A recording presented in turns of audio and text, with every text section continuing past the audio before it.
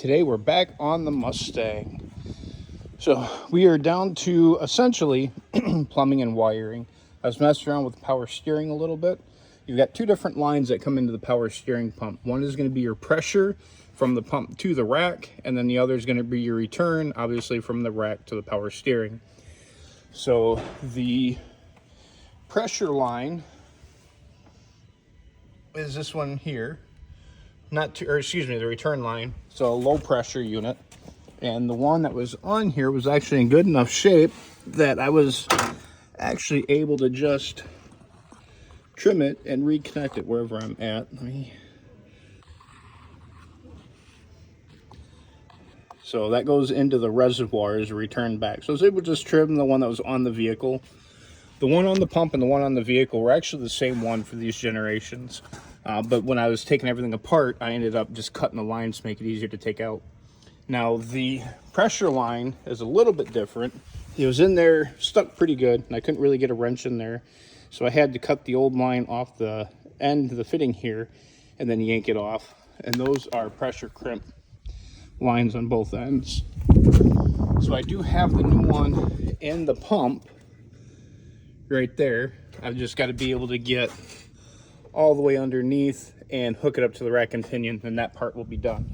I've also got a little bit of hardware to finish installing the pump. That'll happen in a little bit. So the main part that we're going to be worrying about today is going to be the wiring for the race switch. Let me get inside the car here. So we're going to have this race panel switch. I think I've talked about this in the past. The idea is, we're going to have our main power to the switch here.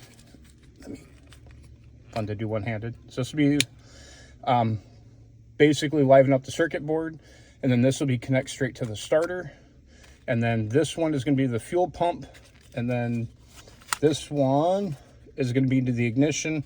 Haven't decided on this last one yet. That might, for the time being, go to reverse lights if we can't figure out how to get those to work just with their own. Just the wiring connections between the 79 automatic and the 89 manual are a little interesting. So if I can't figure out how to get that to work, we'll put the reverse lights on here. But we're going to take a main wire. So we've got this one here is a little bit thicker. It's going to power up the main switch and then go to the starter. And then from the starter, again, we're going to have the fuel pump. It's an electronic fuel pump.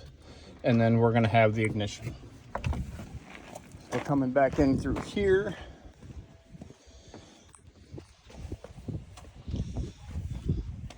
That main power wire is coming to feed straight off of the battery cable. So that's going to come through. So that's going to be a straight up power. So we need to remember to shut that off every time we are done driving.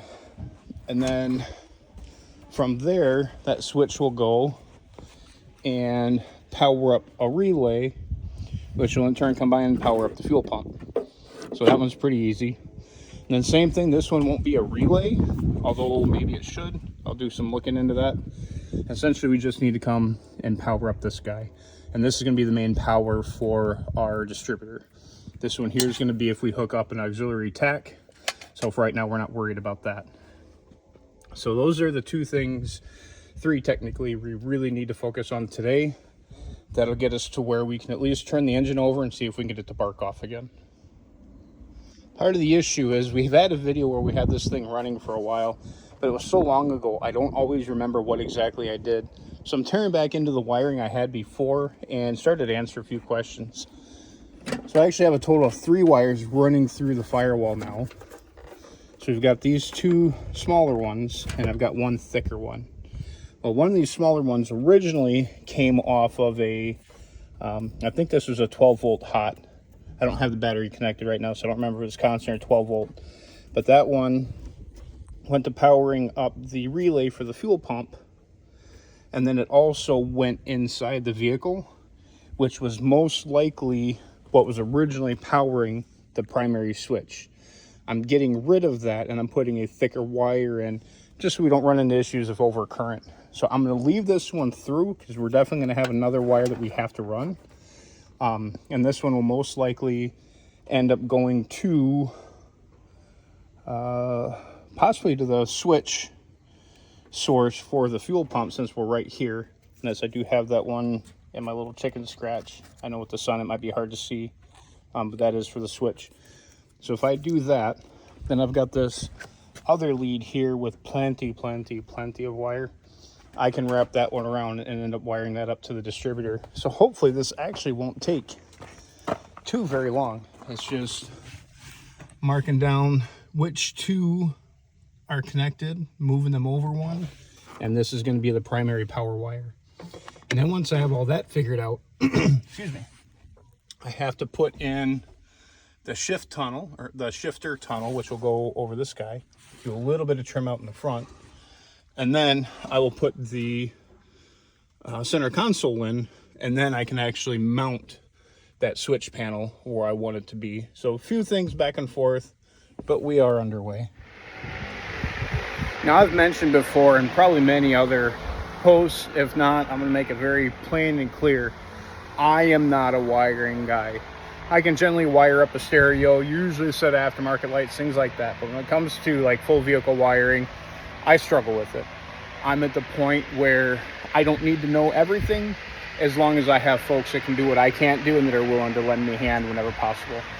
So that first step, this is going to be appear to be a pretty hack job, and it's going to kind of go both ways. So the name of the car is OSHA violation, or OSHA for short. So we want to run with that theme like it's slapped together, but we do want to be safe about it as well. There's certain things, like if we do go into a track, we've got to pass, tech inspection, things of that nature. So we want it to give the appearance of being rough, but we need to be safe for many different reasons. If nothing else, the fact that my teenage son is driving this thing, I don't want him to have any issues. So we're going to kind of attack both of those as we go through the rest of this wiring. So to start with, what we had done originally is kind of stripped all the loom off, so all the wiring is exposed. Not really sure what we're going to do about that, if we want to leave it exposed to give it that look, or if we want to cover it. I do have some wire ties here and there, or wire nuts I should say. That is just as I'm getting everything figured out. Once it's actually, okay, this is how I want it, this is how it's going to work, these are going to get attached with actual crimp connectors. Being the fact I'm using as much of the factory wiring as we can, I don't want to keep cutting because I'm going to run out of wire. So this is something where if I need to change something, I can change it real quick. Okay, I have everything set up, and then we'll connect it permanent. So coming over here, I do have the distributor wired up, to the positive, and this comes through, goes across the firewall into the grommet going into the engine, or into the cockpit, excuse me. And then for the fuel pump, we've got a common ground here. This is grounding out the fuel pump and the relay. The relay is what actually powers the pump. So if this requires more than 12 volts or whatever amperage to run, we're not running just off the power of the switch. We're running off the power of this guy. The switch, all that's doing is powering up the relay. So I've got my switch wire here. I need to connect those. Coming back in. And again, I know it's kind of a mess under here, but we have our thicker wire coming into our primary power. When I turn this on, this should be a 12 volt constant, or potentially a switch off of the ignition. But that's, as soon as I flip this switch, that's going to power up the board. So once I have that powered up, that's going to power up this guy here, which is going to be the push button to start. So that's going to activate the starter itself. And then that power off of the main switch is jumping over to this guy, which is going to operate the fuel pump. Then this is jumping over to power up this guy, which is going to operate the ignition. So as of right now, once I hook up the switch for the fuel pump and reconnect the battery, as long as the battery has juice in it, this should be a live system. Once I have everything working, then like I said, I can kind of trim down, clean up. Again, this switch panel, I need to make sure I have enough. The switch panel is going to live over here inside the center console. So I need to make sure that I have enough wiring to accomplish all that, and then I can trim down where needed. I might eventually upgrade those switches to a little bit better quality. This is just a cheap online one, but it should work for the time being. The battery is connected with a charger on it. I have the switch wire connected over here. So let's see. First, we're going to test and see if the fuel pump comes on. And then we'll test and see if it turns over. So you make sure that is off, off, off, off. We're going to power up the car. We're going to power up the switch. And then we're going to listen to see if we can hear the fuel pump come on. And we do. Cool. Now we're going to test and see if the engine will bump over. Yep, and apparently I'm in gear. So we've got that part working. So I'm going to finish connecting the fuel pump. Actually, I want to see something here. If I turn the car off, does this still... Okay, so the fuel pump is not running, but the switch, both switches are on. Fuel pump is not running. If I turn the key, fuel pump is running. All right, so the main switch, pardon the camera back and forth. The main switch is powered by a 12-volt switch off of the ignition circuit. So if I turn the ignition off, that will kill the whole switch. So if we forget to flip that, it's not going to kill the battery or mess up the fuel pump. But now I get to roll down the window because it's warm today. Now I need to plumb from here to here, see if I've got any fuel hose laying around that I can run that with. And then we'll have to find a good convenient spot to mount the fuel pump somewhere here on the firewall. Now, I actually was just on an internet conversation about this. Where do you put your electronic fuel pump? There's a lot of flack on this, but the bare bones answer, it depends on the pump. So I like these Edelbrock pumps. I've had pretty good luck with them. These are listed as both a push and a pull. Generally speaking, if you're able to, you want this as close to the fuel tank as you can and slightly below it. So the idea being that you get a little bit of a gravity feed to prime the pump, and the pump pushes the fuel all the way up. Eventually, that's going to be what we do. We're just a little ways away from that yet. But take a look at the specs of your pump. It will let you know what it wants to see. I don't have the package, but this is listed as a lift pump or a pull pump. Check your documentation. Everyone's going to be a little bit different. But having said that, once I get that wired up, get a little bit of spare fuel, I can put down the throat of the carb and see if this thing wants to try and bark off.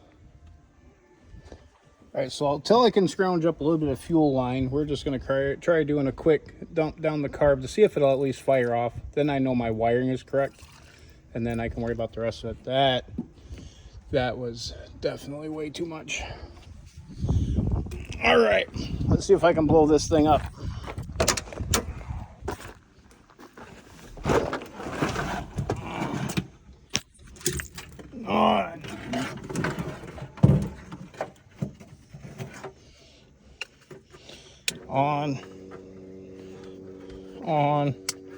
On, pull it out of gear, step on the brakes I don't have. Let's try that again. All right, let's see.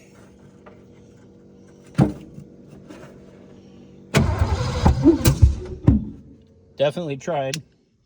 Turn the fuel pump off since it's not connected. I'm assuming the fuel is not kicking anything out. All right.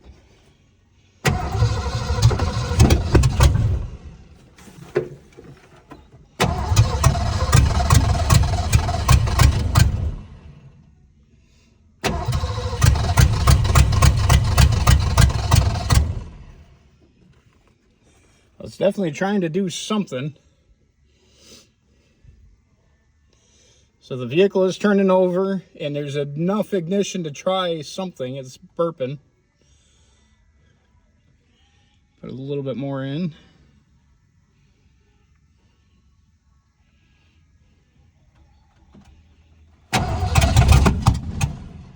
Gonna try spinning that dizzy a little. Or is it locked down? Nope, I spun it.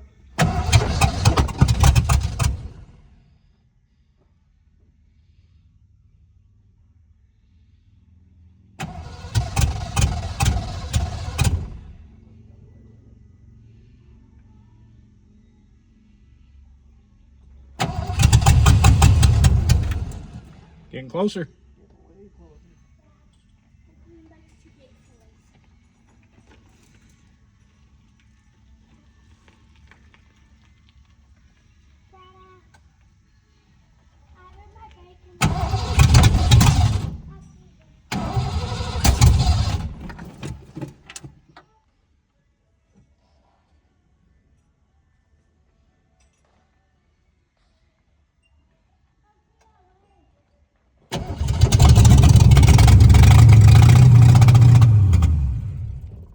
And she lives again. Another day back on the Mustang. Didn't get too much done the last time, but today I do have my lovely assistant with, so we're going to get back on it. Today we are going to work on the fuel system. For some reason, I cannot get this to draw from the tank. My best guess is there might be a break in the line, so it's probably drawing air instead of fuel. That's the best guess that I have. So we're going to try running some fuel. I do also have to actually connect the fuel pump to the carburetor, not the distributor. That'd be really bad. And in order to have that where I want it, we need to make sure where we're actually mounting the fuel pump for the first run. Again, eventually this will end up back at the tank, but for right now, it's going to be okay right where it's at. We've also got a couple vacuum things to take care of. The main one being right here. We will eventually be getting a PCV on this guy, which will go right into the valve cover. Pretty common on these, but for right now, we're just going to cap it off because this is a vacuum leak. And then for coolant, we have one more little guy right there we're going to cap off, because for right now, we're not going to run the heater hoses. Eventually we will. But for right now, just for getting things running, we're not going to. We were having some issues with the water neck, thermostat housing, whatever you want to call it, leaking. I think I've got that squared up. It is holding fluid, so I think the radiator is okay, but it is a little ways down there. And I'm assuming part of that is going to be because we are open at the water pump. That is an open fitting. And then the last thing on the front end, we got to find some new hardware, because that last bolt that I had was not correct, and that allows the power steering to bounce around a little bit. So I found that out when I was working on that other hose. Once we get that and a little bit of the wiring cleaned up, then we will get the front end in the air, and we're going to start taking a look at the brakes, and we'll try and get that power steering hose connected. And then we're going to look at trying to get the H-pipe mounted. So again, we had some issues with that. I think I found what the issue is, but I'll have to get it up in the air, and I'll have to get some hardware to be able to bolt it together. So that's our goal for today. Once that's done, then there is a slight chance that by the end of the day, we might be able to tote this thing around the parking lot. Fingers crossed. Surprise, surprise, issues arise as they generally do. So a couple things we've been working on today and where we're standing. So I forgot that port on the back of the carburetor in this particular vehicle is going to have to go to the power booster. So we're going to be getting a breather for this side. PVC isn't hugely important. We did get a spacer for the air cleaner, so it does finally clear the distributor. So we're all good there. Starting with the brakes, we got some fluid in and developed a couple of leaks. One is at the caliper where the banjo bolt goes. Tried a couple different sets of crush washes, cleaned everything up. Still getting a little bit of a seep out of there. So I think we're going to go ahead and just change the calipers. They're readily available. They're cheap enough. Might do that. We'll take a look at that for tomorrow. We also have a little bit of a leak right here at the junction. So I got to get a little better tools up here. When you got 2 different mechanics and 4 different shops, we have all the tools we need. They're just not always in the same spot. So I've got a set of line wrenches that we'll bring up tomorrow and tighten that down. Working on the electrical a little bit. On that main power feed, I had a connector that just had the U that bolted in. That kept backing back out because it was a little bit too big for what I had. Cut that off, and I put a ring terminal on, but the screw doesn't want to tighten all the way, so that ring terminal might be a little bit thin. So I might have to get just a teeny tiny washer to give me a little bit more to crank that down the rest of the way. But we did get it to pop off and get the fuel pump to run. We are holding pressure just steady as far as the brake lines go. And right now I just have the front wired up so we can take it around the property and we'll work on the rear. Coming up, we do have the fuel pump running, but But right now, again, I can't draw fuel from the tank, so that'll be the next thing we look at. The other issue that we've had for a while is the exhaust with the H pipe. Let me kick this out from under the car. So these guys come up and they meet the header. Well, when I get this one lined up, this one is just about a 1/4 inch off. And not really sure what was going on. I thought it was, I've got a hanger that I cut off here. Maybe the hanger was bent so this thing wasn't actually sitting straight. Come to find out that's not the issue. So I'm trying to figure out what's going on. Maybe it got bent or something. I've got no lines for that. But then I got to looking at it, and this thing has been modified at some point. You can see some welds both on the extensions and on the pipe itself. So I think what I'm going to do is just cut that in half, get these guys bolted up where they need to go, and then see if I can reconnect that with a pipe. I hate to do that. It's a whole lot of finagling, but at least for now, that's probably going to be the way that I do it. And then once we get back from PowerTour, we can take a look at just eventually ordering a whole new exhaust. So that's kind of where I'm at there. We're still taking a look at tires. The tire that I have now is a 215/65/16. I'm trying to go down to a 205/55 just to give me some clearance. We talked about potentially cutting a coil out of the rear to level the car off a little bit. So right now what I'm going to do is put a little bit of fuel back in the carburetor and see if we can get this thing running, taking up the vacuum leak.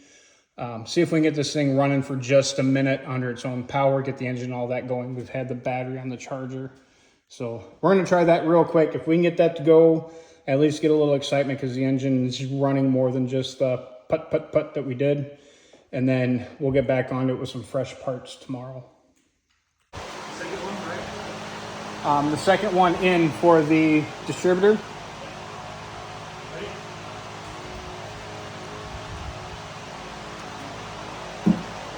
Okay. Are we in neutral? Should be. Okay.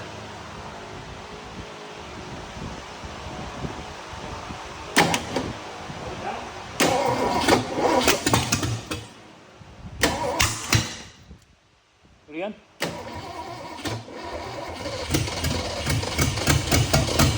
Okay, go.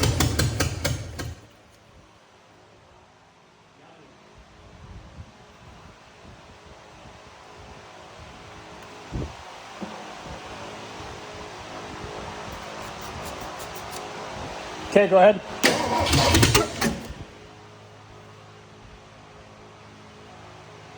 Okay. Do it again. Okay. Probably timing. Go ahead. Do it again.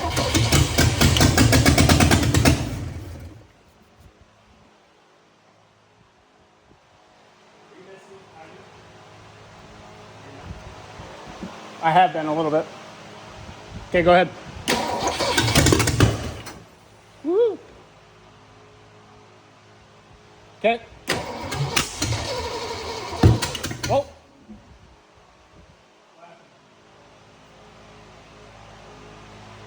A little bit of a fireball. Okay, go ahead. Do it again.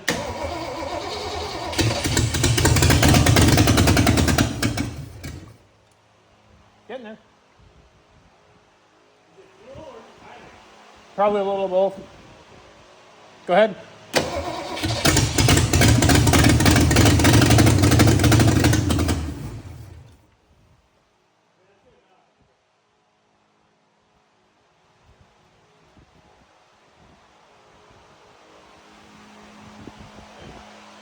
Yep. Do it again. Do it again.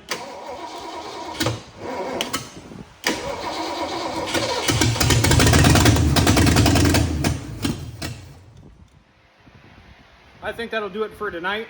We're going to do a recap of where we're at on the project, and then we've got 2 weeks. We got 2 weeks to get this figured out, so we'll see what happens between here and there. Are we going? Okay. So for PowerTour, we got a lot of stuff. So we got Brakes, gotta fix the front leaks, make sure the brakes in the front are working, and then install the rear brakes and whatever leaks come with that. For the exhaust, cut and align the mid-pipe, and then weld the mid-pipe together, and install the tailpipes. For the wheels, we need the front, at least the front tires to be 205/55, and lug nuts. For fuel, just install the fuel pump by the tank, and clean the fuel lining if needed. For the engine, all we need is really the oil breather. For the wiring, just clean up the wiring that we have, figure out the gauge cluster, and reverse lights, question mark.